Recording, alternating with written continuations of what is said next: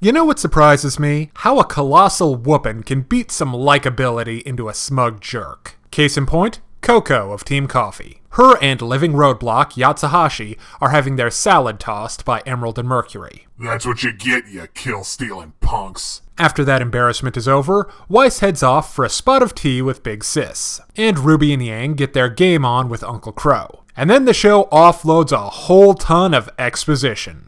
Truly, it's an info dump with all the subtlety of Miss Coco's chosen weapon.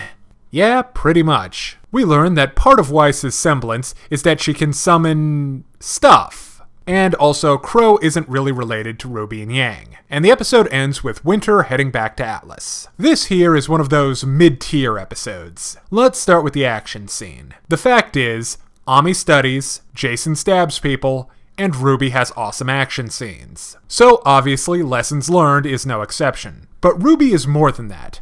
Rooster Teeth works hard to give its fighters distinct styles and personalities. In this fight, we get a better idea of what Emerald and Mercury can do. Mercury's kickboxing style is cool, and Emerald's semblance seems to be creating doppelgangers, so she's more stealth-oriented. One thing that annoys me about this fight, and Rwby in general, is how quick characters can go from hero to zero when something goes wrong. Like Rwby getting beaten down by two henchmen. Likewise, Team Coffee getting beaten, although not terribly, doesn't sit right, especially after they were characterized as grim-slaying bad.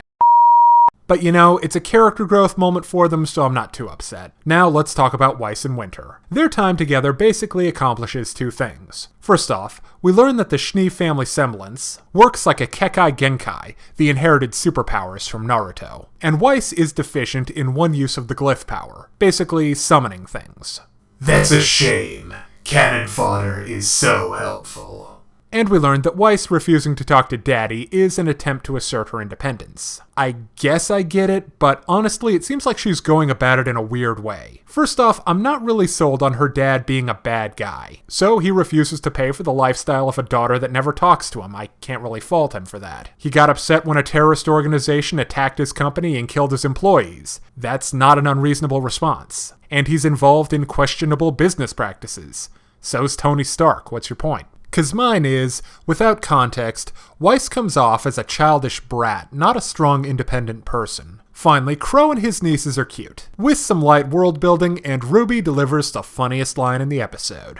Okay, now it's time to break down the good and the bad in Rwby Lessons Learned. On the good side, the action is cool, and we get some nice family scenes. On the other hand, I find Weiss's actions confusing, and I would have thought Team Coffee would have put up more of a fight. And that does hold the episode back, so I give Rwby Lessons Learned a 3 out of 5. Now if you're interested in more reviews of anime, movies, TV shows, comic books, or video games, check out my channel on YouTube at StupidPrivate913, or find my Facebook and Deviantart pages for video updates and more. Thank you for watching.